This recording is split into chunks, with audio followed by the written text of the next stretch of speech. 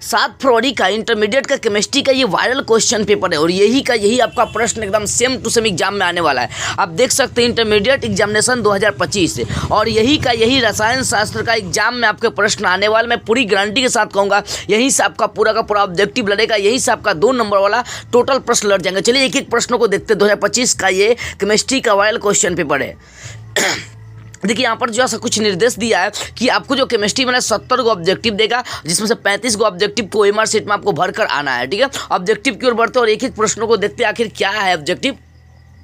देखो पहला जो प्रश्न केमिस्ट्री का ऑब्जेक्टिव का है वो प्रश्न है कि मूल क्रिस्टल तंत्रों की संख्या कितनी है। तो मूल क्रिस्टल तंत्रों की संख्या आपका 7 गो है। ठीक है, अगला प्रश्न देखते बोले घनाकार संरचना में पिंड केंद्रित परमाणु की समन्वय संख्या कितनी होती है। 4 होती है, ऑप्शन आपका ये हो जाएगा। ठीक है, आगे बढ़ते हैं, क्वेश्चन नंबर देखते हैं 3 नंबर प्रश्न बोला है कि 3 नंबर प्रश्न है घनाकार जालक में ब्रेबेस जालकों की संख्या कितनी होती है। तो घनाकार जालक में अगर ब्रेबेस जालक देखेंगे तो 3 होता है, ऑप्शन ए सही हो जाएगा। ठीक है, आगे प्रश्न बढ़ते हैं 4 नंबर प्रश्न देखिए इंपॉर्टेंट प्रश्न है, सारे के सारे मस्तिष्क में बैठा लीजिए, यही प्रश्न आपके एग्जाम में आने वाले हैं। 4 नंबर आपका प्रश्न कह रहा है कि सदृश परमाणु वाले एक फलक केंद्रित घनाकार इकाई सेल में चतुष्फलक रिक्तियों की संख्या कितनी होती है। चतुष्फलक जो रिक्ति होता है उसकी संख्या 8 होता है। ठीक है ना, अगर सदृश से कोई फलक केंद्रित सेल है तो उसमें चतुष्फलक रिक्तियों की संख्या 8 होती है, ऑप्शन ए मारेंगे। ठीक है, 5 नंबर प्रश्न बोला आपका कि निम्नलिखित में से किसका हिमांक अवनमन अधिक होता है। तो देख सकते हैं इसमें हिमांक जो अवनमन होगा, मतलब बोला कि निम्नलिखित में से किसका हिमांक अवनमन अधिक होगा। तो ये हिमांक अवनमन है K2SO4 का आपका अधिक हो जाएगा, ऑप्शन ए सही हो जाएगा। ठीक है, 6 नंबर प्रश्न देखते हैं और जानते हैं। 6 नंबर प्रश्न आपका है कि निम्नलिखित में कौन विलयन के अनुसंख गुणधर्म का उदाहरण है। बताया इनमें से कौन अनुसंख गुणधर्म का उदाहरण था। अनुसंख गुणधर्म का उदाहरण क्वथनांक का उन्नयन है।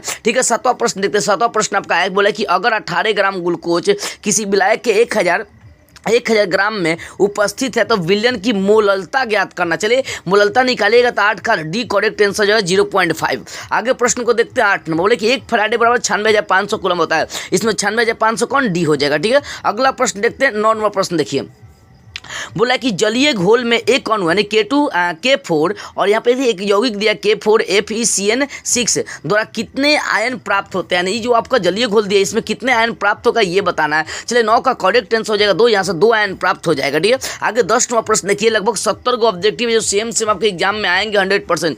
0.1 NCH3 आपको दिया है। ठीक है, मतलब CH3 मतलब ये आपका एसिटिक अम्ल का सूत्र बोला कि इतना घोल के तुल्यांकित चालकत्व 25 डिग्री सेल्सियस पर 80 एवं अनंत तनुता पर 400 ओम सेंटीमीटर स्क्वायर आपको इस टाइप का दिया हुआ है। तो बताना है CH3 का विखंडन अंश क्या होगा, आपको ये बताना है। तो प्रश्नों को देखिए सेम इसी टाइप का प्रश्न आएगा एग्जाम में, एकदम पूरा मार्क करना है। चलो 10 का करेक्ट आंसर हो जाएगा आपका सी हो जाएगा। आगे प्रश्न बढ़ते हैं। 11 नंबर प्रश्न बोल रहा है कि देखो यहाँ पर CU ZN AG और FE के मानक अवकरण विभव का क्रम बताना कि मानक अवकरण विभव का क्रम क्या होगा। 11 का करेक्ट आंसर हो जाएगा आपका बी हो जाएगा। ठीक है, इसका क्रम विभव आपका हो जाएगा पहले AG फिर CU फिर FE प्लस बाद में आपका ZN हो जाएगा। ठीक है, अगला प्रश्न देखते और जानते हैं।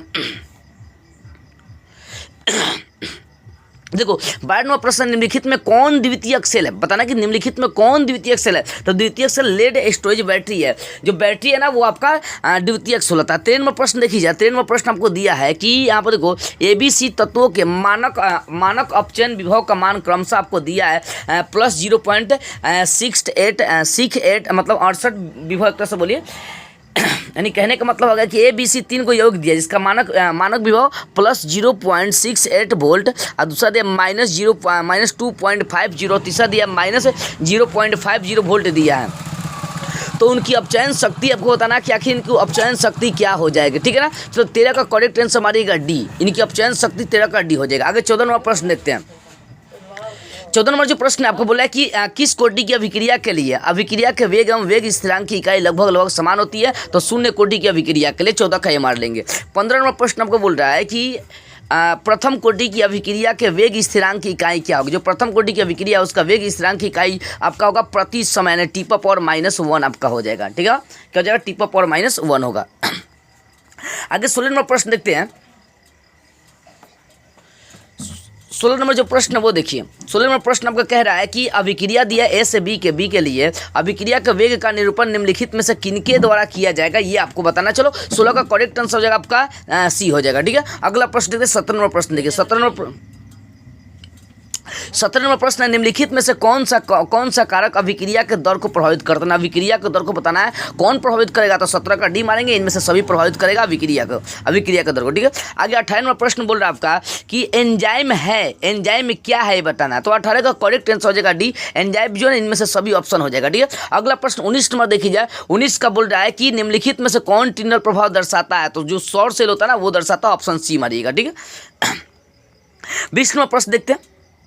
20 में आपको प्रश्न दिया है कि दूध निम्नलिखित में से किसका उदाहरण है, तो दूध निम्नलिखित में से बताइए किसका उदाहरण है, तो दूध जो है ना 20 का जो करेक्ट आंसर मारेंगे ए, जो दूध है ना वो आपका एक पायस का उदाहरण है। ठीक है, अगला प्रश्न देखते हैं 21 नंबर बोले भौतिक अधिशोषण में लगभग कितनी ऊर्जा मुक्त होती है, भौतिक अधिशोषण में लगभग कितनी ऊर्जा मुक्त होती है, देखो 20 से 40 किलो जूल प्रति मोल होता है, ऑप्शन ए करेक्ट हो जाएगा। ठीक है, अगला 22 नंबर प्रश्न देखिए, बोले फास्फोरस पेंटो ऑक्साइड है क्या है, एक अच्छा क्या है, पेंटो जो फास्फोरस पेंटो ऑक्साइड है वो एक अच्छा है क्या है, अच्छा ये बताना। चलो 22 का करेक्ट आंसर मारिएगा वी, और शोषक है वो। 23 में प्रश्न देखते हैं, हेमेटाइट से लोहा प्राप्त करने में चूना पत्थर का उपयोग किस रूप में किया जाता है, 23 का करेक्ट आंसर हो जाएगा सी, और कारक के रूप में प्रयोग करते हैं, ऑप्शन सी मार लीजिएगा। ठीक है ना, ये वाला ऑप्शन मार लेंगे सी।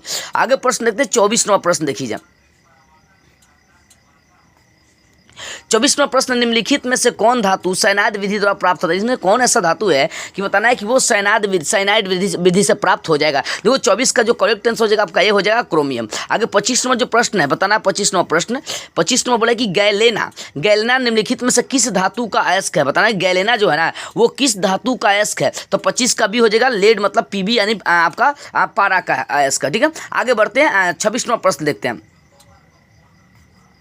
26वां प्रश्न है कि सल्फाइड अयस्कों का सांद्रण किसके माध्यम से करता है, जो सल्फाइड अयस्क होता है उसका सांद्रण कैसे होता है ये बताना है। देखो 26 का करेक्ट आंसर मारिएगा ए, फेन उत्प्लवन विधि के द्वारा होता है। 27वां प्रश्न देखते हैं, क्लोरीन अमोनिया की अधिकता में अभिक्रिया करके क्या बताता है, जो क्लोरीन होता है वो अमोनिया की अधिकता में अभिक्रिया करेगा तो क्या बनाएगा, 27 का करेक्ट आंसर आपका हो जाएगा ए, NH4Cl। ठीक है, आगे प्रश्न देखते हैं 28 नंबर।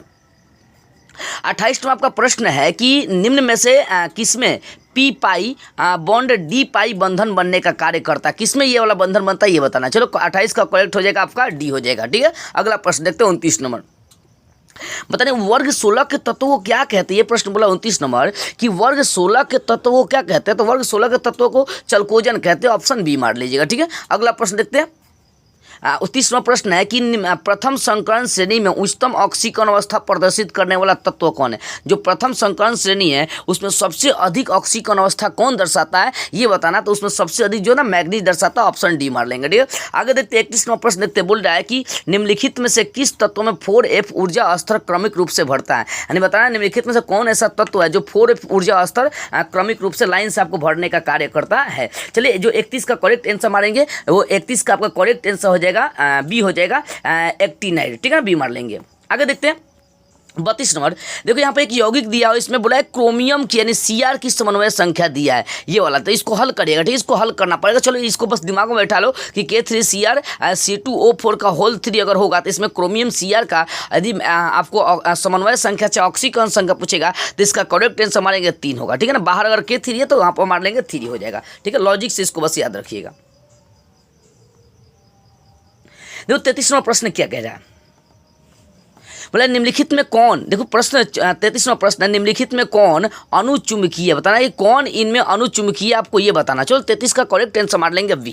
ठीक है ना, देखो 33 का करेक्ट आंसर मारेगा वी, ये जो वाला ये जो यौगिक दिया ना ये अनुचुंबकीय। आगे 34वां प्रश्न देखते हो समझते हैं। 34वां देखो प्रश्न बोल रहा है, 34वां प्रश्न है कि निम्नलिखित में कौन ऑक्सीकारक और अवकारक दोनों की तरह व्यवहार करता है, इनमें से कौन है जो ऑक्सीकारक और अवकारक दोनों को दर्शाने का कार्य करता है। 34 का मानेंगे सी SO2। ठीक है, आगे प्रश्न 35 नंबर देखते हैं और समझते हैं। 35 नंबर प्रश्न बोला निम्नलिखित में कौन रंगीन होता है, तो 35 का बी हो जाएगा NO2 रंगीन होता है। 36वां प्रश्न बोला है कि निम्नलिखित में से कौन आयन रंगहीन होता है, इसमें बताना है कि रंगहीन कौन होता है। वो देखो 35 में बोला था रंगीन और इसमें बोला था रंगहीन, तो 36 का करेक्ट आंसर मारेंगे Cu प्लस ऑप्शन ए हो जाएगा। ठीक है, 37वां प्रश्न देखते हैं और समझते हैं। 37वां प्रश्न आपको बोल रहा है कि निम्नलिखित में कौन संक्रमण तत्व नहीं है, इनमें से कौन जो है ना संक्रमण तत्व नहीं है, तो 37 कभी मारेंगे एसिन जो है ना संक्रमण तत्व नहीं है। आगे प्रश्न आपको बोल रहा है कि वर्ग 18 के तत्वों का बाह्यतम इलेक्ट्रॉनिक विन्यास क्या है। जो वर्ग 18 का तत्व है उसका बाह्यतम इलेक्ट्रॉनिक विन्यास क्या है। तो बाह्यतम इलेक्ट्रॉनिक विन्यास होता है ये वाला 20 से हो जाएगा NH2NP6 होता है, ठीक है ना। आगे 39वां प्रश्न देखते हैं। 39वां प्रश्न क्या बोल रहा है वो समझिए। 39वां प्रश्न बोला निम्नलिखित में से कौन सबसे कम क्वथनांक वाली गैस है। तो वो आपका हीलियम है, सबसे कम क्वथनांक वाला गैस होता है, बी मारेंगे, ठीक है। 40वां प्रश्न देखते हैं। बोले हुप की विधि द्वारा निम्नलिखित में से किस धातु का शोधन होता है। यानी हुप का जो विधि है उसके द्वारा कौन सा धातु का शोधन किया जाता है। 40 का करेक्ट आंसर मार लेंगे बी, एल्युमिनियम का शोधन होता है, ठीक है। आगे प्रश्न देखते हैं 41वां प्रश्न देखते हैं क्या दिया। 41वां प्रश्न बोला निम्नलिखित में से कौन सबसे ज्यादा विद्युत ऋणात्मक होता है। तो होता है F2 होता है, सबसे ज्यादा विद्युत ऋणात्मक होता है, ठीक है। आगे 42वां प्रश्न बोला निम्नलिखित में से किसका अस्तित्व नहीं है। तो NeF2 का कोई अस्तित्व नहीं है, बी हो जाएगा, ठीक है। आगे 43वां प्रश्न देखते हैं और समझते हैं। 43वां प्रश्न क्या दिया। बोला निम्नलिखित में से कौन हाइड्रोजन बंधन नहीं बनाता। इनमें से कौन ऐसा यौगिक है या कौन ऐसा अणु है जो हाइड्रोजन बंधन बनाने का काम नहीं करता है। तो 43 का मार लेंगे ए, NH3 जो ना हाइड्रोजन बंधन नहीं बनाता है। 44वां प्रश्न बोला जटिल यौगिक आपको यहाँ पर दिया है और बोला कि जलीय विलयन में इनकी आयनों की संख्या कितनी हो जाएगी। तो जटिल यौगिक को दिमाग में बैठा लीजिए, CONH3 का होल 5 फिर Cl और इसका होल Cl2 आपको दिया है। तो बोला कि इसका जलीय विलयन में आयन की संख्या लगभग कितना निकलेगा। तो 44 का करेक्ट आंसर जो हो जाएगा वो आपका सी हो जाएगा, 2 निकल जाएगा इसका, ठीक है। आगे 45वां प्रश्न देखते हैं और समझते हैं। 45वां प्रश्न आपको दिया हुआ है कि निम्नलिखित में कौन आयोडो फॉर्म परीक्षण देता है। कौन जो है ना आयोडो फॉर्म परीक्षण आपको देने का कार्य करेगा। तो वो देगा आपको कौन सा HCHO, ऑप्शन सी मार लेंगे, ठीक है। अगला प्रश्न देखते हैं हम लोग। 46वां प्रश्न क्या कह रहा है। 46वां प्रश्न है एल्किल हैलाइड का जलीय विलयन KOH के द्वारा एल्कोहल में परिणत होना क्या कहलाता है। बोला कि जो एल्किल हैलाइड होता है उसका जलीय विलयन में अगर KOH डाल रहे हैं और फिर एल्कोहल उसमें मिला रहे हैं तो उसका परिणत होना, उसका बदलना क्या कहलाएगा। तो योगशील अभिक्रिया कहलाएगा, ऑप्शन ए से हो जाएगा 46 का। अब देखते हैं 47वां प्रश्न क्या है और 47वां प्रश्न समझते हैं। 47वां प्रश्न आपका बोल रहा है कि सेकेंडरी ब्यूटिल क्लोराइड का IUPAC नाम क्या होगा। तो 47 का करेक्ट आंसर आपका बी हो जाएगा, 2-क्लोरोब्यूटेन हो जाएगा। आगे 48वां प्रश्न देखते हैं।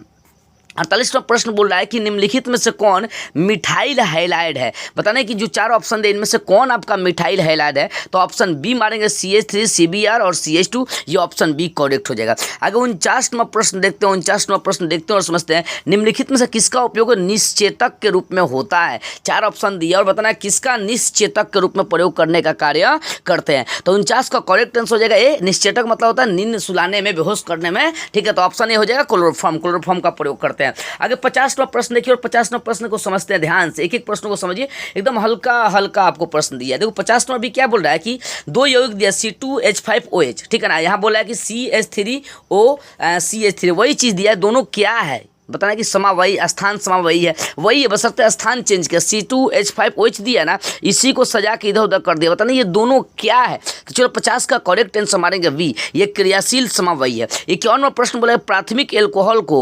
ऑक्सीकरण से क्या प्राप्त होता है। प्राथमिक जो एल्कोहल होता है उसके ऑक्सीकरण से आप क्या प्राप्त करने का कार्य करेंगे। तो 51 का करेक्ट आंसर मारेंगे सी, कार्बोक्सिलिक अम्ल प्राप्त होने का कार्य करता है। आगे देखते हैं 52 नंबर प्रश्न बोल रहा है कि डाइएथिल ईथर का IUPAC नाम क्या होता है। तो इसका IUPAC नाम इथॉक्सी इथेन हो जाएगा, ठीक है। आगे 53 नंबर प्रश्न देखते और समझते हैं। 53 बोल रहा है कि IUPAC प्रणाली में एसीटोन का नाम क्या है। तो एसीटोन का नाम प्रोपेन पड़ता है, ऑप्शन सी मार लीजिएगा, ठीक है। 54वां प्रश्न क्या दिया। 54वां प्रश्न दिया है कि फॉर्मल्डिहाइड को NaOH के विलयन के साथ गर्म करने पर कौन प्राप्त होता है। जो फॉर्मल्डिहाइड है उसको NaOH के विलयन के साथ गर्म करेंगे तो कौन प्राप्त होने का कार्य करेगा। तो 54 का करेक्ट आंसर हो जाएगा आपका सी, मेथिल एल्कोहल, ठीक है। आगे देखते हैं प्रश्न नंबर 55 नंबर देखते हैं। 55 नंबर प्रश्न देखिए, बोले कि अभिक्रिया आपको दिया हुआ, बोले कि ये जो अभिक्रिया दिया हुआ है ये अभिक्रिया किसका उदाहरण है ये बताना। चलो 55 का करेक्ट आंसर हो जाएगा आपका सी, ये आपका नाभिक स्नेही योग का उदाहरण है, ठीक है। 56 नंबर प्रश्न देखते हैं और समझते, एकदम हल्का हल्का प्रश्न दिया। बोले कार्बोक्सिलिक अम्लों का क्रियाशील मूलक क्या है। कार्बोक्सिलिक जो अम्ल है उसका क्रियाशील मूलक क्या है ये बताना। तो सी मारेंगे, बॉन्ड COOH, इसका क्रियाशील मूलक यही होता है कार्बोक्सिलिक अम्ल। कितना आसान प्रश्न दिया। सेम प्रश्न आने वाले हैं, प्रश्नों को एक बार देखिए और एग्जाम में सेम मार्कर आ जाएगा। देखो 57 का आपको सी दिया है प्रश्न, 57 का जो आंसर हो जाएगा वो आपका सी हो जाएगा, ठीक है। अब कैसे जैसा प्रश्न को समझ लीजिए। देखिए 57वां प्रश्न क्या कह रहा है। बोले CH3CN, ठीक है ना। CH3CN के जल अपघटन से निम्नलिखित में प्रश्न को समझिए 57 नंबर, CH3CN के जल अपघटन से निम्नलिखित में क्या प्राप्त होगा? तो CH3COOH ये आपका प्राप्त होगा, जिसको बोलते हैं एसिटिक अम्ल प्राप्त होगा। ठीक है, आगे प्रश्न बोल रहा है, देखो प्रश्न को समझिएगा। बोला प्रश्न की अणु सूत्र आपको दिया CH3H9 और N के द्वारा निम्नलिखित में से किसको व्यक्त करने का कार्य करते हैं? तो 58 का विषय हो जाएगा सी, टर्शियरी एमीन को व्यक्त करने का कार्य करते हैं। आगे देखते 59 नंबर प्रश्न को समझते। बोले कि एनिलीन को अभिक्रिया सधुम सल्फ्यूरिक अम्ल के साथ कराने पर कौन बनता है? तो जानते हो ऑप्शन सी होगा, ऑप्शन सी आपका होगा। देखिए ऑप्शन सी में क्या दिया, जैसे इसको जूम कर देता हूँ, ऑप्शन सी में बेंजीन सल्फोनिक अम्ल बनने का कार्य करता है। ठीक है, आगे 60 नंबर प्रश्न देखिए, 60 नंबर प्रश्न क्या दिया है, 60 नंबर समझिए। 60 नंबर बोल रहा है कि निम्नलिखित प्राइमरी एमीन की क्लोरोफॉर्म एवं एथेनॉलिक केओएच के साथ अभिक्रिया क्या कहलाता है? जो प्राइमरी एमीन है, प्राइमरी एमीन की क्लोरोफॉर्म तथा एथेनॉलिक केओएच के साथ अभिक्रिया कराएंगे तो क्या कहलाएगा, ये आपको बताना है। तो 60 का जो करेक्ट आंसर आपका निकल जाएगा, 60 का करेक्ट आंसर आपका ये हो जाएगा कार्बिल एमीन अभिक्रिया कहलाता है। ठीक है, 61 नंबर प्रश्न हम लोग देखते हैं और समझते हैं। 61 नंबर प्रश्न है, सुक्रोज का जल अपघटन क्या कहलाता है? जो सुक्रोज है उसका जल अपघटन क्या कहलाएगा? तो 61 का करेक्ट आंसर डी हो जाएगा, इन्वर्सन कहलाता है। ठीक है, आगे 62 नंबर प्रश्न देखते हैं। बोले एमिनो अम्ल में पाया जाने वाला क्रियाशील समूह कौन सा है? जो एमिनो अम्ल होता है उसमें क्रियाशील समूह कौन सा पाया जाता है? तो उसमें आपका ए और बी NH2 और CH3 दोनों पाया, तो ऑप्शन डी मार लीजिएगा। ठीक है, अगला प्रश्न देखते हैं, रतौंधी किसकी कमी से होता है? कितना आसान प्रश्न दिया है, 63 का बी मारेंगे, विटामिन ए की कमी से रतौंधी होता है। आगे 64 नंबर जो प्रश्न वो देखिए, 64 नंबर प्रश्न बोला है, निम्नलिखित में से कौन साधारणतः शरीर द्वारा नहीं बनाए जाते हैं? मतलब निम्नलिखित में कौन साधारण रूप से शरीर के द्वारा नहीं बनाया जा सकता? 4 गो ऑप्शन दिया है, इनमें से कौन शरीर के द्वारा नहीं बन सकता है? तो 64 का करेक्ट आंसर आपका बी हो जाएगा, विटामिन जो है ना शरीर के माध्यम से नहीं बन सकता। प्रोटीन बन सकता है, एंजाइम हार्मोन सब बनेगा, लेकिन विटामिन नहीं बनता है। 65 नंबर प्रश्न ये क्या दिया, बोला निम्नलिखित में से कौन बृहत अणु नहीं है? पता है बृहत मतलब सबसे छोटा अणु कौन है? तो 65 का डी मारिए, इंसुलिन जो है सबसे छोटा अणु नहीं है। 66 को अगर देखेंगे तो बोला है कि पहला औद्योगिक संश्लेषित रबर कौन है? तो सबसे पहला जो रबर बना था वो बना था मेथिल रबर बना था, ऑप्शन ए मारेंगे। 67 नंबर प्रश्न देखते हैं और समझते हैं। 67 नंबर प्रश्न क्या दिया, बोला कि ओलोन निम्नलिखित में से किसका बहुलक है? जो ओलोन होता है बताना वो किसका बहुलक है? तो 67 का बी हो जाएगा, एक्रिलोनाइट्राइल का वो बहुलक है। आगे देखते हैं 68 नंबर प्रश्न को देखते हैं और समझते हैं। ये 67 था, 68 नंबर प्रश्न को देखते हैं और समझते हैं। 68 नंबर प्रश्न क्या है?